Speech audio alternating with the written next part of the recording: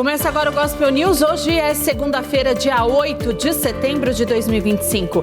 Eu sou Karen Crisóstomo e nós vamos juntos aqui pela Rede Gospel de televisão e também pelo YouTube Rede Gospel TV Oficial, com as principais notícias do Brasil e do mundo. Vamos aos destaques de hoje. Manifestações pró-Bolsonaro reúnem milhares nas ruas do Brasil. STF se prepara para apresentar os votos no processo da tentativa de golpe. Lula reúne líderes do BRICS para tratar do multilateralismo e reafirma pedidos de mudanças nas instituições internacionais.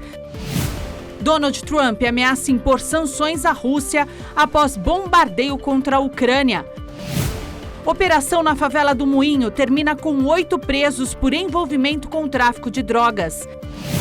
E ainda, as imagens do eclipse lunar total pelo mundo. Essas e outras notícias do Brasil e do mundo, agora no Gospel News. Boa noite. Milhares de apoiadores de Jair Bolsonaro foram às ruas de várias cidades do Brasil demonstrar apoio e também criticar as ações do ministro do STF, Alexandre de Moraes. Em Copacabana, a orla da praia ficou totalmente tomada pelos manifestantes. Milhares de bolsonaristas foram às ruas do país neste domingo antes do veredito do Supremo Tribunal Federal sobre a trama golpista. O STF dará esta semana seu veredito no processo contra Jair Bolsonaro por uma suposta tentativa de golpe de Estado em 2022, que pode condená-lo a mais de 40 anos de prisão.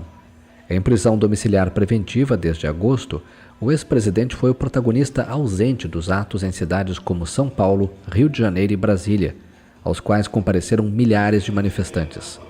O ato principal começou às 15 horas na Avenida Paulista, centro financeiro de São Paulo, com a presença de vários presidenciáveis da direita. O governador de São Paulo, Tarcísio de Freitas, foi um deles. Também esteve no palco o pastor Silas Malafaia. Uma multidão se reuniu também neste domingo na orla de Copacabana, na zona sul do Rio. As manifestações pedem anistia para centenas de bolsonaristas condenados pelo ataque às sedes dos 3 poderes em Brasília em 8 de janeiro de 2023.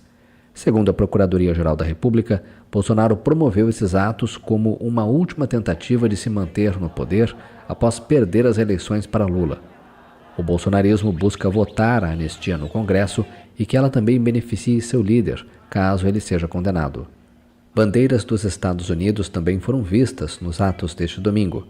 Há um mês, o presidente americano Donald Trump impôs tarifas aduaneiras punitivas ao Brasil, sob o argumento de que existe no país uma caça às bruxas contra Bolsonaro, seu aliado. Em Brasília, o Dia da Independência foi marcado pelo desfile militar e também por pouca adesão. O presidente Lula abriu neste domingo o desfile cívico-militar do Dia da Independência na esplanada dos Ministérios em Brasília. Lula e a primeira-dama Janja da Silva chegaram à esplanada em carro aberto após passarem revista às tropas próximo ao Palácio do Planalto. Este ano, o desfile ocorre em meio à crise bilateral entre Brasil e Estados Unidos, provocada pelo presidente americano Donald Trump, que impôs tarifas comerciais aos produtos brasileiros para pressionar o país a favor do ex-presidente Jair Bolsonaro, que está sendo julgado pelo Supremo Tribunal Federal. Aliados de Bolsonaro e partidos de oposição tentam pautar um projeto de lei de anistia no Congresso Nacional para livrar o ex-presidente e participantes dos atos de 8 de janeiro de 2023 de qualquer responsabilização pela trama golpista. Apoiadores do ex-presidente se reuniram neste domingo na orla de Copacabana, na zona sul do Rio de Janeiro. Eles pediram anistia aos condenados pelos atos de 8 de janeiro. Em Brasília, também ocorreu uma manifestação pedindo anistia. Atos parecidos foram realizados em várias outras cidades. Nós estamos aqui clamando por anistia ampla, geral e restrita. A salvação nossa é os Estados Unidos, é o Trump. O julgamento de Bolsonaro deve ser concluído esta semana. O ministro do Supremo Tribunal Federal, Gilmar Mendes, rebateu as críticas sobre a atuação da Suprema Corte do país. Em uma rede social, Gilmar disse que não há uma ditadura da toga e que os ministros não agem como tiranos. O ministro também disse que o Brasil não aguenta mais as sucessivas tentativas de golpes e que o STF tem cumprido seu papel de guardião da Constituição e do Estado de Direito. Amanhã, o Supremo Tribunal Federal retoma o julgamento da tentativa de golpe. O primeiro a votar será o ministro relator, Alexandre de Moraes. O STF retoma amanhã o julgamento que pode levar o ex-presidente Jair Bolsonaro à cadeia. O primeiro a votar será o ministro relator do processo, Alexandre de Moraes. É esperado que ele faça um longo discurso e se posicione de forma favorável à condenação. Depois de Moraes, o segundo a votar será o ministro Flávio Dino. Depois, Luiz Fux, Carmen Lúcia e, por último, Cristiano Zanin. Para Jair Bolsonaro e os demais 7 réus serem condenados, será necessário 3 dos 5 votos dos integrantes da primeira turma. E o presidente Lula participou hoje de uma reunião virtual com os líderes do BRICS. A reunião desta segunda-feira acontece alguns dias depois que líderes da Rússia, China e Coreia do Norte se reuniram em Pequim. Na semana passada, Vladimir Putin e Kim Jong-un estiveram na China para celebrar o fim da Segunda Guerra Mundial e ver de perto os novos armamentos chineses. Segundo uma nota divulgada pelo Palácio do Planalto, os países do bloco realizaram um balanço abrangente da atual situação mundial. Segundo o governo, houve consenso sobre a necessidade de avançar rumo a uma ordem internacional mais justa, equilibrada e inclusiva, e capaz de responder às demandas do Sul Global. O grupo também conversou sobre a edição de número 80 da Assembleia Geral das Nações Unidas, que acontece em Nova York no final deste mês, e sobre a COP30, a cúpula de líderes do G20.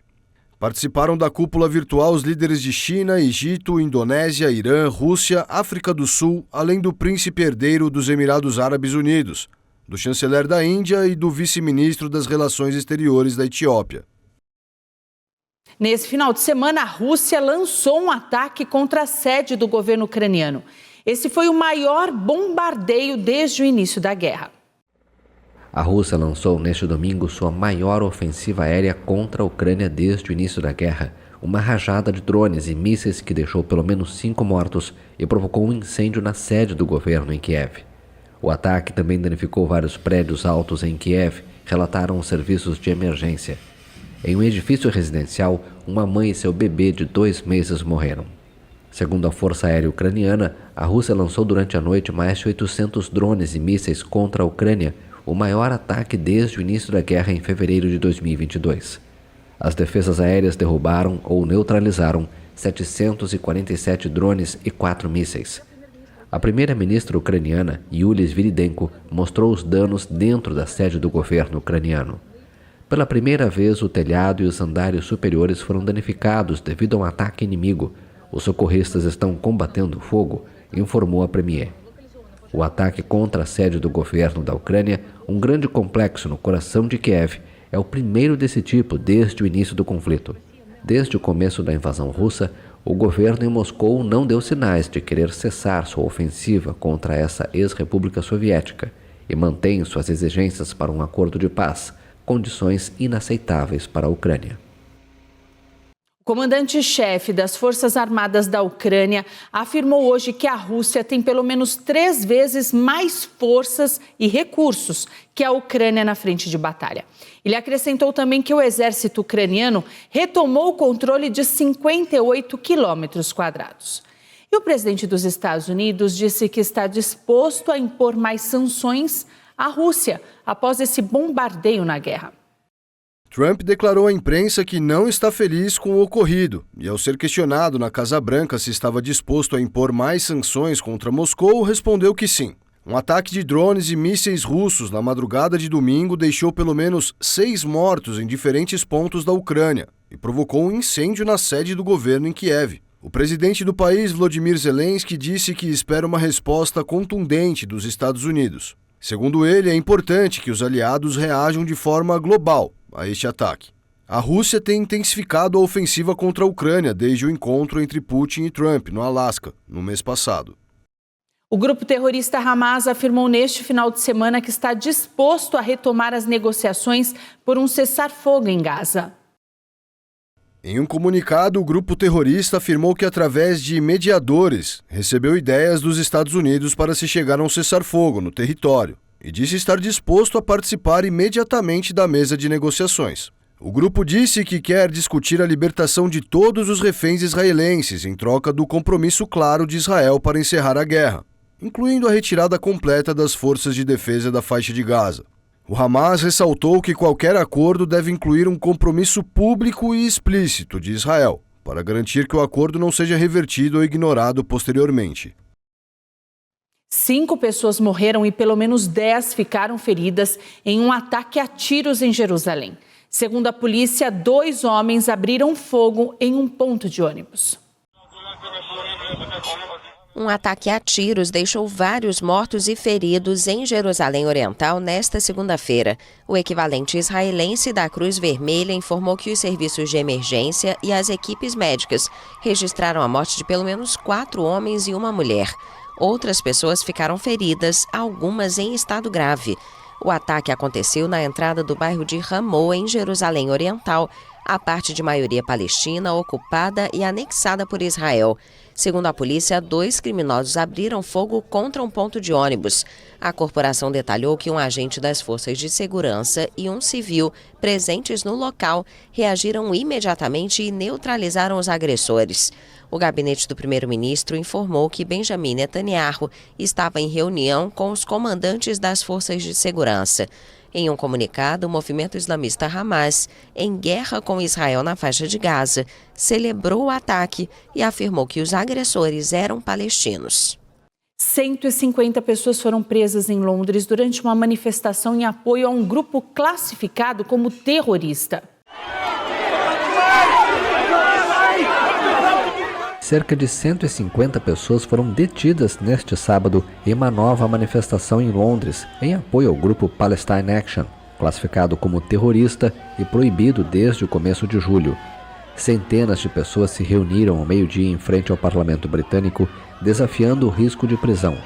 Na sexta-feira, a polícia tinha advertido que não hesitaria em deter quem manifestasse explicitamente seu apoio ao grupo. No começo de julho, o movimento foi adicionado à lista de organizações consideradas terroristas no Reino Unido, após atos de vandalismo realizados por seus militantes, principalmente em uma base da Força Aérea. Desde então, o grupo Defend Our Juries organiza manifestações para protestar contra essa proibição, considerada desproporcional pela ONU. Antes da manifestação deste sábado, mais de 800 pessoas já tinham sido detidas e 138 denunciadas por apoio ou incitação a uma organização terrorista. A maioria pode ser condenada a 6 meses de prisão, e os considerados organizadores dos atos podem ser condenados a até 14 anos de reclusão. O governo da Espanha anunciou nesta segunda-feira 9 medidas para deter o que considera um genocídio no território palestino. O primeiro-ministro Pedro Sánchez afirmou que o país vai ficar do lado certo da história. O primeiro-ministro da Espanha, o socialista Pedro Sánchez, anunciou nesta segunda-feira em Madrid 9 ações para deter o genocídio em Gaza. Entre as medidas mais importantes, o embargo de armas a Israel, a proibição de embarcações que transportem combustível para o exército israelense de atracar em portos espanhóis e o veto da entrada no espaço aéreo espanhol para aeronaves que transportem material de defesa destinado a Israel. Sabemos que todas estas medidas não vão bastar. Sabemos que todas essas medidas não serão suficientes para impedir a invasão ou os crimes de guerra, mas esperamos que sirvam para aumentar a pressão sobre o primeiro-ministro Netanyahu e seu governo, para aliviar parte do sofrimento da população palestina. E também para que toda a sociedade espanhola saiba e sinta que em um dos episódios mais infames do século XXI, seu país, a Espanha, esteve do lado certo da história. Seu país, Espanha, estuvo no lado correto da história. As medidas também incluem proibir a entrada na Espanha de pessoas que participem de forma direta no genocídio, vetar a entrada de produtos procedentes dos assentamentos ilegais em Gaza e na Cisjordânia e limitar os serviços consulares espanhóis a pessoas que residam nestes assentamentos. A Espanha também vai aumentar a ajuda aos palestinos e à Agência da ONU para os Refugiados Palestinos, a UNRWA, adicionando 10 milhões de euros, cerca de 63 milhões de reais. O governo espanhol ainda pretende aumentar o orçamento da ajuda humanitária e cooperação para Gaza. O objetivo é atingir 150 milhões de euros até 2026. 150 milhões de euros no próximo ano. O premier japonês Shigeru Shiba renunciou ao cargo após menos de 1 ano no poder. O primeiro-ministro estava pressionado por reveses eleitorais nas eleições legislativas. O primeiro-ministro japonês, Shigeru Ishiba, anunciou neste domingo que vai renunciar ao cargo após menos de um ano no poder. O premier estava pressionado por reveses eleitorais sofridos por seu partido nas legislativas durante seu mandato, nas quais ele perdeu a maioria nas duas câmaras.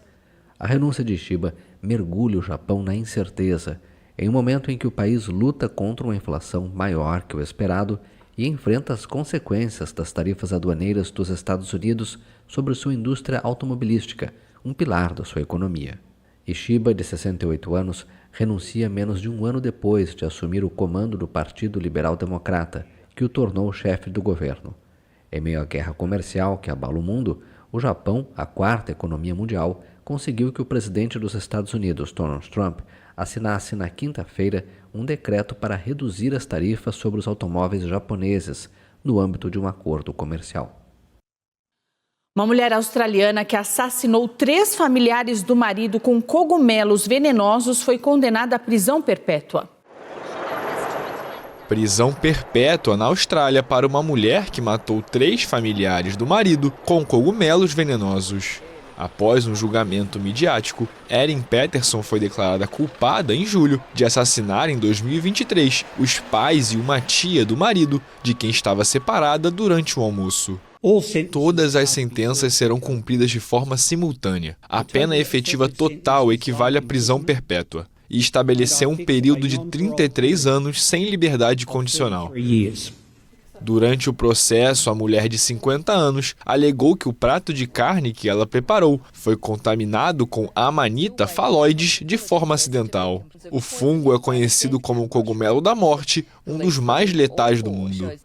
O ex-marido de Patterson também havia sido convidado para o fatídico almoço, mas desistiu um dia antes e enviou uma mensagem a ela dizendo que se sentia desconfortável em comparecer. O casal, separado há bastante tempo, ainda estava casado legalmente. Os dois discutiam sobre a pensão alimentícia dos filhos. O partido do presidente da Argentina, Javier Milei, sofreu uma dura derrota para a oposição nas eleições legislativas de Buenos Aires. Em outubro, os argentinos vão às urnas para eleger um novo parlamento.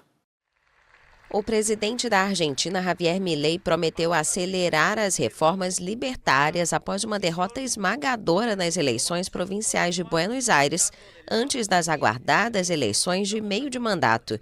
Milei cortou gastos públicos, especialmente com idosos, desde que assumiu o cargo em dezembro de 2023 e aceitou a derrota de seu partido para o movimento peronista de centro-esquerda.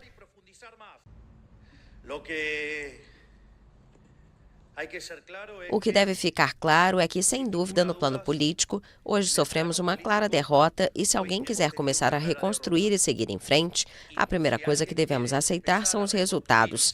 Hoje, os resultados não foram positivos e sofremos um revés eleitoral e devemos aceitar isso. O peronismo de centro-esquerda reunido na coalizão Força Pátria venceu com mais de 47% dos votos contra 33,8% da governista A Liberdade Avança. Os números foram divulgados pelo órgão eleitoral após a apuração de 94% das urnas. A província de Buenos Aires, governada pelo peronista de centro-esquerda Axel Kicillof, é responsável por mais de 30% do PIB argentino e reúne 40% do eleitorado nacional. A eleição renova 23 cadeiras no Senado e 46 na Câmara dos Deputados na legislatura provincial. Mas, além dos cargos em disputa, a eleição era acompanhada de perto por seu simbolismo em meio às turbulências políticas e econômicas que o governo enfrenta. No próximo bloco, operação na favela do Moinho prende 8 pessoas envolvidas no tráfico de drogas. E menina de 10 anos morre após ser espancada em escola de Pernambuco.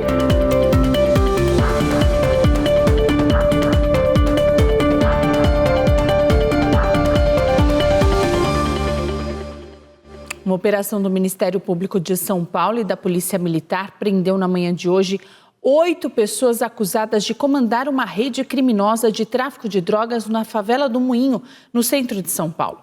Segundo a polícia, a droga também abastecia a região da Cracolândia. Durante a operação, a Polícia Militar prendeu Alessandra Morra, irmã do traficante Leonardo Morra, conhecido como Léo do Moinho, e que chefiava o tráfico no local. A investigação mostra que Alessandra se apresentava como líder comunitária, mas na verdade agia para defender os interesses do irmão, integrante do PCC. A filha dela, Yasmin Morra, e o marido Roberto Gonçalves também foram presos na operação. Segundo a investigação, o grupo também exigia dinheiro de moradores que aceitavam deixar a comunidade para viver em imóveis oferecidos pela Companhia de Desenvolvimento Habitacional e Urbano. Os promotores do Ministério Público afirmam que o grupo criminoso manipulava e financiava movimentos sociais que atuam na favela para dificultar a remoção das famílias. A investigação do Ministério Público afirma que a favela do Moinho continua sendo usada como base do PCC e como esconderijo de drogas e armas da facção. O governo federal anunciou em maio o financiamento conjunto com o governo do estado de São Paulo, um programa de moradias gratuitas para moradores da favela do Moinho. O acordo entre as duas gestões prevê a destinação de R$250 mil por família em subsídio. Um motociclista de 26 anos morreu após uma colisão na região da Brasilândia, na zona norte de São Paulo. Alisson Rodrigues era barbeiro e pilotava uma motocicleta quando invadiu a contramão e bateu de frente com um carro. O motorista do carro fez exame clínico para a presença de álcool no sangue e foi liberado. A Polícia Civil segue investigando o caso.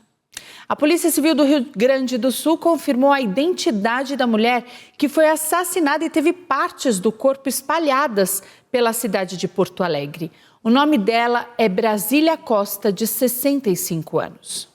De acordo com a Polícia Civil, Brasília Costa era natural de Arroio Grande, região sul do estado, e residia na zona norte de Porto Alegre. Ela trabalhava como manicure em salões de beleza. O suspeito do crime foi preso preventivamente na semana passada, identificado como Ricardo Jardim. Em 2018, ele havia sido condenado a 28 anos por matar e concretar a própria mãe. Segundo as investigações, após o crime, o suspeito ficou com o celular da vítima e teria se passado pela mulher em mensagens para familiares após o crime. A cabeça da vítima ainda não foi localizada. Essa etapa é para permitir a identificação completa do corpo e contribuir para a definição precisa da causa da morte. Uma jovem de 22 anos morreu após um grave acidente na região centro-sul de Belo Horizonte. Bruna Ribeiro era estudante de jornalismo e estagiária de um canal de televisão. Segundo testemunhas, o carro em que Bruna estava andava no sentido centro, quando o motorista Gabriel de Faria Oliveira, de 26 anos, que era namorado dela, perdeu o controle da direção e bateu em um semáforo. A jovem tentou sair do veículo e sofreu uma descarga elétrica causada pelos fios soltos do poste. As testemunhas também disseram à polícia que Gabriel dirigia em alta velocidade.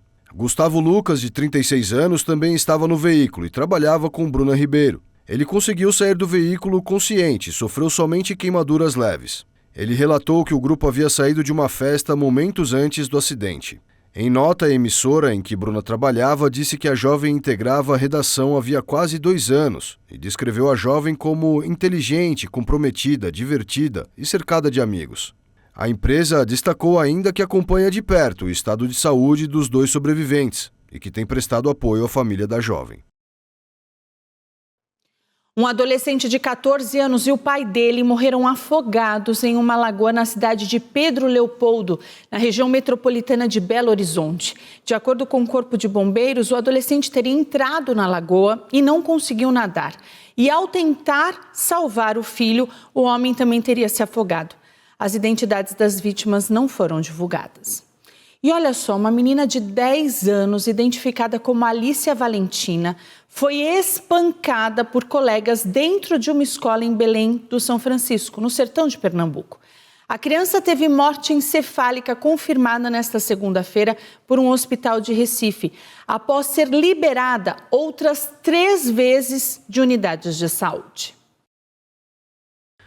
De acordo com a família, a criança foi espancada na última quinta-feira. E após a confusão, funcionários da escola levaram Alicia até o hospital devido a um sangramento nasal. Ela foi atendida na unidade e liberada. Mas depois que chegou em casa, a criança apresentou sangramento no ouvido e foi encaminhada pela família a um posto de saúde, onde novamente recebeu atendimento e foi liberada. A jovem voltou para casa, mais uma vez, e apresentou piora no quadro de saúde. Vomitando sangue, a jovem foi levada para o hospital da cidade e de lá foi transferida para o município de Salgueiro. Os médicos desta vez viram a gravidade do caso e transferiram a jovem para o Hospital de Restauração, no Recife. Mas, chegando no hospital, o quadro de saúde de Alicia Valentina era muito mais grave e a morte encefálica foi confirmada. A direção da Escola Municipal Tia Zita, onde ocorreu a agressão, se manifestou por meio de nota. A instituição afirmou ter prestado todo o socorro necessário à estudante, incluindo o encaminhamento ao hospital e a garantia de assistência. A escola informou ainda que o Conselho Tutelar e a Secretaria Municipal de Educação estão acompanhando o caso e adotando as providências cabíveis. E a seguir você vai ver as melhores imagens do eclipse lunar pelo mundo.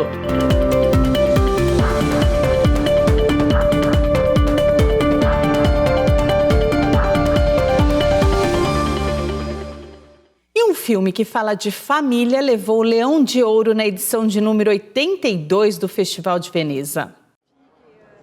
O filme Father, Mother, Sister, Brother, do diretor americano Jim Jarmusch, conquistou neste sábado o Leão de Ouro na edição de número 82 do Festival de Veneza.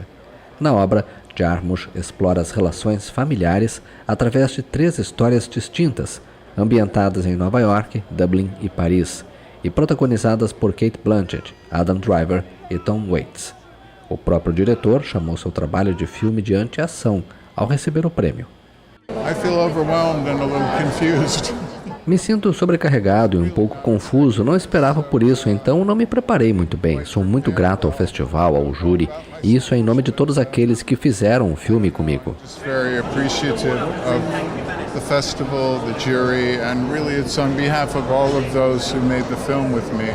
Na segunda posição, com o Leão de Prata, ficou o impactante The Voice of Hind Shahab, longa da franco-tunisiana Ben Hania, que após ser recebido com 23 minutos de aplauso durante a exibição oficial, era apontado como favorito ao prêmio máximo. A trama se baseia na história real de uma menina palestina chamada Hind Shahab, assassinada pelas forças israelenses enquanto tentava fugir da cidade de Gaza em janeiro de 2024. No filme foram usadas as gravações reais dos telefonemas com os pedidos de socorro de Hind Shahab para um centro da Organização Crescente Vermelha em Ramallah, na Cisjordânia. 21 filmes disputaram nesta edição o cobiçado Leão de Ouro. Os apaixonados por astronomia puderam observar uma lua de sangue na noite de ontem durante um eclipse lunar total. O fenômeno foi visível de forma completa na Ásia e na Oceania. Uma lua de sangue encantou os apaixonados por astronomia na noite de domingo. O fenômeno ocorreu durante um eclipse lunar total, visível de forma completa na Ásia e na Oceania, e parcialmente na Europa e na África. Foi uma experiência incrível, algo que eu nunca tinha vivido. No início pensei que não iria acontecer, porque a lua não estava escura, não estava sangrenta como tinha dito, não estava totalmente vermelha, mas às 8h30 a magia aconteceu. Este fenômeno ocorre quando o Sol, a Terra e a Lua se alinham perfeitamente nesta ordem e a Lua está em fase cheia. O satélite fica vermelho porque o Sol desliza para sua sombra, que bloqueia os raios solares e aos poucos perde o brilho branco. Este eclipse lunar total, o segundo do ano, é o prelúdio de um grande eclipse solar esperado para 12 de agosto de 2026. Gospel News desta segunda-feira fica por aqui. Eu desejo a todos vocês uma ótima noite. Amanhã, a partir das 7, nós estamos de volta com as principais notícias do Brasil e do mundo. E até lá você fica muito bem informado no YouTube, Rede Gospel TV Oficial. Uma boa noite para todos vocês e até amanhã.